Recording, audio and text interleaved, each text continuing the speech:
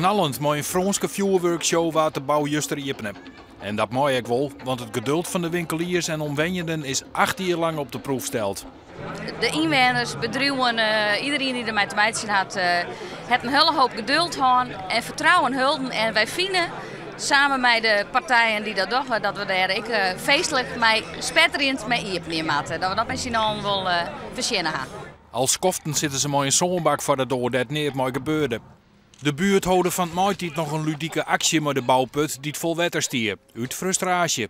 Maar nu ligt het een schot in de zaak. Ze binnen blied, de winkeliers. Ik vind het geweldig. Het gaat on. We hebben ongeveer 4 uur op wachten. Dus nou eindelijk zult heven, zeg maar. Dus ik ben tegen blij mee. Ik ben blij dat ze nou eindelijk losgaan.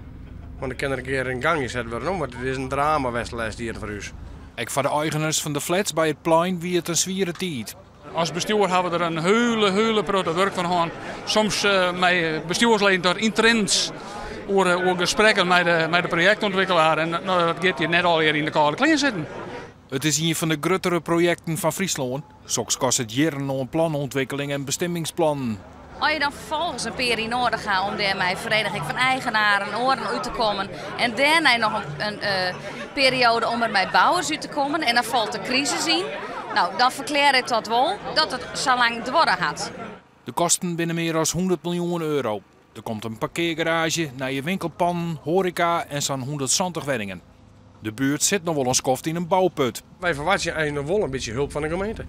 Een beetje financiële ondersteuning. Gebeurt er net, dan wordt het heel zwaar. We laten dat terug een onafhankelijke partij uitziekje.